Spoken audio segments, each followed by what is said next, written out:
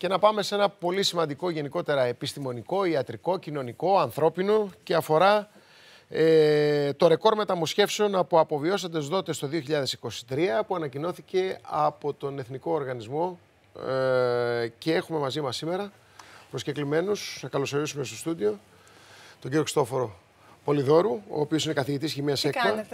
Καλώς ήρθατε. Μεταμοσχευμένος αθλητής και θριαμβευτής διπλά του αθλητισμού, της ζωής, της πρόνοιας, του εθελοντισμού, γιατί όλα είναι μηνύματα αυτά. Γιατί είναι μηνύματα ζωής. Λοιπόν, ένας αγωνιστής είστε και μπράβο σας. Όπως πολλοί άλλοι, σαν εμένα. Ναι, εντάξει, πολλοί άλλοι σαν εσάς. Να συνδεθούμε και μέσω Skype με τον καθηγητή ιατρικής του Πανεπιστημίου Αθηνών και πρόεδρο του Εθνικού Οργανισμού Μεταμοσχεύσεων, τον κύριο Γιώργο Παπαθεοδωρίδη. Τι κάνετε, κύριε καθηγητά, καλημέρα σας.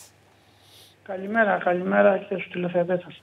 Καλή εβδομάδα, κύριε καθηγητά. Ευχαριστούμε για την παρουσία σας.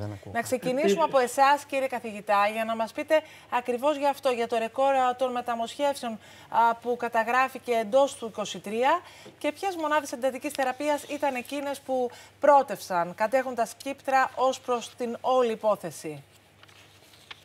Είναι γεγονός ότι το 2023 ήταν μια καλή χρονιά από πλευράς αριθμού δοτών και παραδοσιακά τα τελευταία χρόνια η μονάδα εντατικής θεραπείας που δίνει τους περισσότερους δότες είναι η μονάδα εντατικής θεραπείας από το Αττικό νοσοκομείο.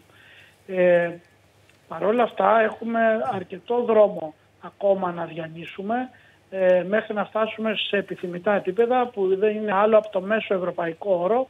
Δηλαδή παρότι την τελευταία τριετία έχουμε μια σταθερή και πιστεύω λόγω της συστηματικής προσπάθειας αύξηση των δοτών από 4,4 σε 8,3 ανά εκατομμύριο πληθυσμού. Άρα διπλασιάστηκε το ποσοστό, δηλαδή, κύριε καθηγητά. Σωστά. Και πρώτη φορά συμβαίνει αυτό για 3 συνεχόμενα χρόνια να έχουμε αύξηση του αριθμού των δοτών. Παρ' όλα αυτά, ο στόχος είναι να ξεπεράσουμε τους 15 και ιδεατά να ξεπεράσουμε τους 20. Άρα καταλαβαίνετε ότι έχουμε αρκετό δρόμο ακόμα να διανύσουμε. Κύριε καθηγητά, για τον κόσμο που μας παρακολουθεί, να διευκρινίσουμε ότι όταν μιλάμε για δωρεά οργάνων, ιστών, κυτάρων προς μεταμόσχευση και μιλάμε βεβαίως και για μεταμόσχευση συμπαγών οργάνων, έτσι. Κυρίως μιλάμε για μεταμοσχεύσεις οργάνων αυτή τη στιγμή, συμπαγών οργάνων, όπως σωστά λέτε, δηλαδή νεφρού, ύπατος, καρδιάς και πνευμόνων. Αυτές είναι και παράλληλα από τους ανθρώπους που φεύγουν από τη ζωή χρησιμοποιούνται και οι κερατοειδείς. Κύριε καθηγητά, έχει γίνει όλη αυτή η εξέλιξη, η πρόοδος αναφορικά στα νούμερα, οφείλεται και στην ενημέρωση που παρέχετε κι εσείς. Έτσι δεν είναι? Δηλαδή έχει εκπαιδευτεί ο κόσμος και εκπαιδεύεται διαρκώς.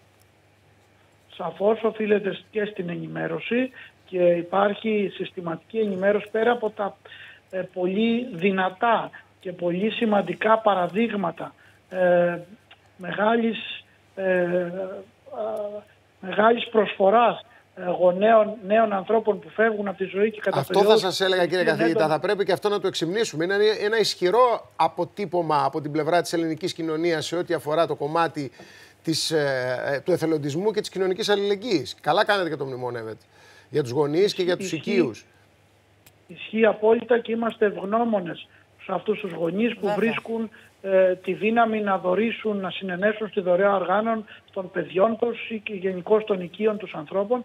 Αλλά πέρα από αυτό, αυτό δεν φτάνει.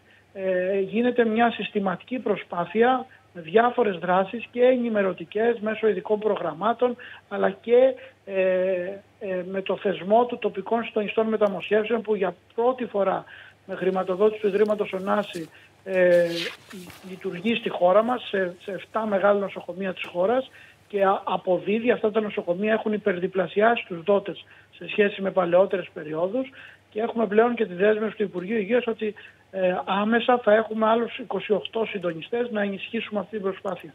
Να έρθουμε και λίγο στον κύριο Πολυδώρου, ο οποίος παρέλειψα πριν να πω ότι είναι και πρόεδρος του Αθλητικού Συλλόγου Νεφροπαθών και Μεταμοσχεύσεων Άτλαντας, που έχει, μια που μιλούσαμε για κοινωνική αλληλεγγύη. Είναι πολλές οι ιδιότητες σας. Ο Άτλας είναι γνωστό και στο αθλητικό φάσμα, αλλά και γενικότερα στο κοινωνικό για την συνολική αυτή και επίμονη προσφορά του και διαρκώς αυξανόμενη.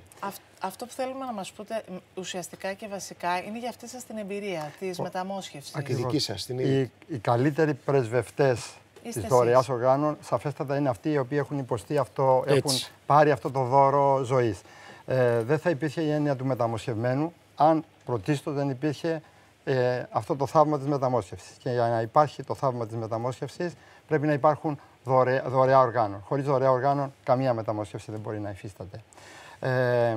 Εσείς μεταμοσχευθήκατε πριν πόσα χρόνια? Εγώ μεταμοσχεύθηκα το 2014, ήμουν από τους τυχερούς σε εισαγωγικά, διότι είχα τον αδερφό μου ο οποίος ήταν συμβατός και μου έδωσε το μόσχευμα. Πέραν των μεταμοσχεύσεων από τους πτωματικούς δότες, δηλαδή από τη δωρεά οργάνων. Άρα δεν είχατε μπει σε μία λίστα και περιμένατε καιρό. Είχα κάνει αιμοκάθαρση για ένα χρονικό διάστημα και μετά έκανα τη μεταμόσχευση δίνοντας ο αδερφός μου το ένα του νεφρό. Μάλιστα. Οι περισσότεροι όμως δεν είναι τόσο τυχεροί όπως είμαι εγώ. Μπαίνουν σε λίστα και περιμένουν ακριβώς. και περιμένουν. Παρόλο που φέτος, από ό,τι άκουσα και τον κύριο Παπαθεοδωρίδη, γίνανε και γύρω σε 101 μεταμοσχεύσεις ζών των δοτών.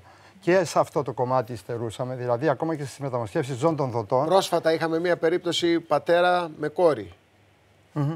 Έτσι. Αυτό ήταν για ύπαρ που λέτε.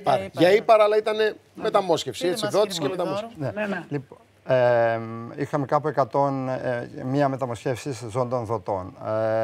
Εμείς λοιπόν οι οποίοι έχουμε λάβει αυτό το δώρο ζωής, θα πρέπει να τιμήσουμε αυτό που μας το προσέφερε. Είτε αυτός είναι ζώντας δότης, είτε ήταν στη μνήμη του για εκείνον που έχει φύγει και στην οικογένειά του. Ακριβώς. Θα πρέπει λοιπόν να κάνουμε το καλύτερο που μπορούμε. Εμείς είπαμε ότι το να αθλούμαστε, αφενός τιμούμε αυτό που μας έδωσε το δώρο ζωής, αφετέρου διατηρούμε. Φροντίζετε να το διατηρείτε. Ακριβώς, με τον γιατί διατηρούμε τρόπο. την υγεία μας. Είναι αποδεκτό από όλους τους γιατρούς νεφρολόγους που μας παρακολουθούν ότι οι μεταμοσχευμένοι οι οποίοι αθλούνται έχουν πολύ μεγαλύτερο προσδόκιμο ζωής του μοσχεύματος από τους ασθενείς οι οποίοι μεταμοσχεύθηκαν και κάθονται απλά σε ένα καναπέ. Να κάνω μια πολύ μικρή εισαγωγή. Υπάρχει μια ομοσπονδία η οποία λέγεται Αθλητική Ομοσπονδία Νεφροπαθών και Μεταμοσχευμένων.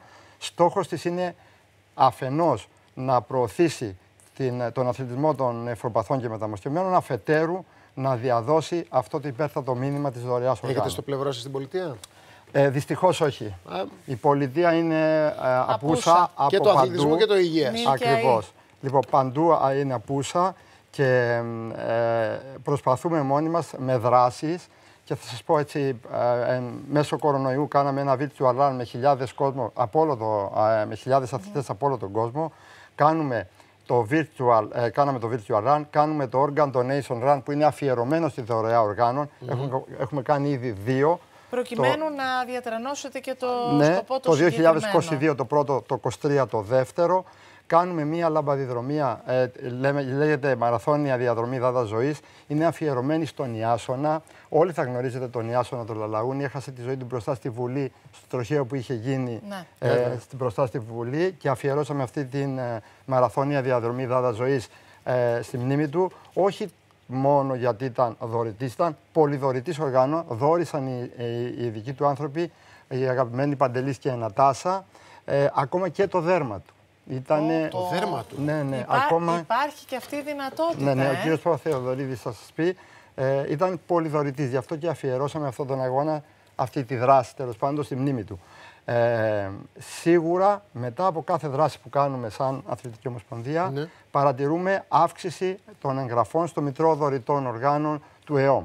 Και θέλετε αυτό το λέμε, μια επικοινωνία πιο δυναμική, και αυτό το πιο υποστηρικτική, γιατί εδώ χρειάζεται και η πολιτεία. Γιατί όσοι συμμετέχουν μας στέλνουν είτε τις κάρτες δωρητών που αποκτούν, είτε μας γράφουν στο Messenger ή σε email ότι ευαισθητοποιήθηκα. Και αυξάνεται η εγγραφή στο Μητρό. Τη διαδικασία να γραφτώ κι εγώ. Η πρώτη δράση που κάναμε γραφτήκαν 46 άνθρωποι στο Μητρό Δωρητών του ΕΟΜ. Οπότε είναι κάτι πολύ σημαντικό. Πρέπει λοιπόν να επικοινωνούμε τις δράσεις που κάνουμε. Βέβαια, δυστυχώς, τους σκοπούς και το στόχο του συγκεκριμένου. Καλούμε τους φορείς οι οποίοι ασχολούνται με τη μεταμόσχευση και τον ΕΟΜ και την πολιτεία. Ελάχιστες φορές είχαμε ανταπόκριση. Ο ΕΟΜ δεν ήρθε ποτέ, από την αλήθεια, με εκπρόσωπό του σε κάποια δράση μας. Έρχονται κάποιοι γιατροί που ασχολούνται με τη μεταμόσχευση. Αυτό είναι καλό, σιγά σιγά ακουγόμαστε. Κύριε Παπαθεοδωρίδη, χρειάζεται υποστήριξη αυτές οι προσπάθειες αυτών των συλλόγων, αυτών των φορέων. Εξυπακούεται και στηρίζουμε τους συλλόγους. Εγώ δεν έχω δει προσκλήσεις από το σύλλογο αυτό τον Ατλάντα. Την επόμενη φορά. Όχι ο Ατλαντάς, η Ομοσπονδία, κύριε Παπαθεοδωρή. Θα στείλετε λοιπόν στον. Εχθές ήμουνα σε πίτα του Συλλόγου Νευροπαθών και σε πάρα πολλούς συλλόγους να προσκαλούν παρευρισκόμαστε τώρα. Ναι, δεν μιλάω για τους συνδικαλιστικούς συλλόγους. Μιλάω για τους αθλητικούς, για την Ομοσπονδία. Κύριε καθηγητά, πείτε μας λίγο και για αυτούς τους γονείς που μπαίνουν σε αυτή τη διαδικασία, την οικογένεια μάλλον, που μπαίνει στη διαδικασία να δωρήσει τα όργανα ενός προσώπου που μόλις έχασε.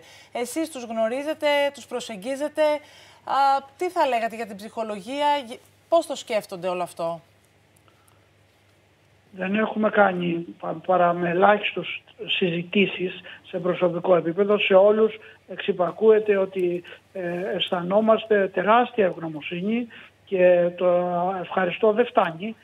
Εξυπακούεται ότι στέλνουμε επίσημες ευχαριστήρες επιστολές προς όλες τις οικογένειες και προς όλους τους συγγενείς που συνενούν στη δωρεά οργάνων δικών τους ανθρώπων, είτε αυτοί οι δικοί τους άνθρωποι ήταν νέοι, είτε είναι παιδιά που συνενούν στη δωρεά γονέων τους που έφυγαν από τη ζωή, γιατί αυτές είναι οι πιο συνηθισμένες περιπτώσεις και ευτυχώς πέρα από τις λίγες που νέοι άνθρωποι φεύγουν από τη ζωή και οι γονείς αναγκάζονται να συνενέσουν, άρα προσπαθούμε να εκφράσουμε με όποιο τρόπο το σύστημα επιτρέπει την ευγνωμοσύνη. Επιθυμούν κάποιοι από αυτούς, κύριε Πρόεδρε, επιθυμούν να δοθεί περισσότερη επικοινωνιακή έμφαση σε αυτό το οποίο κάνουν, ούτως ώστε να προσελκύσουν κι άλλους μελλοντικά, ή θέλουν να είναι περισσότερο να περνάει κάτω από τα ραντάρ, ας πούμε, η ενέργειά τους? Εξαρτάται.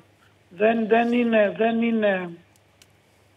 Αντιλαμβάνεστε με ποια έννοια το λέω? Δεν το λέω να το διαφημίσουν. Το λέω για να βρουν κι άλλους αρρωγούς αυτή η θεάρεστη πράξη τους. Συμφωνώ.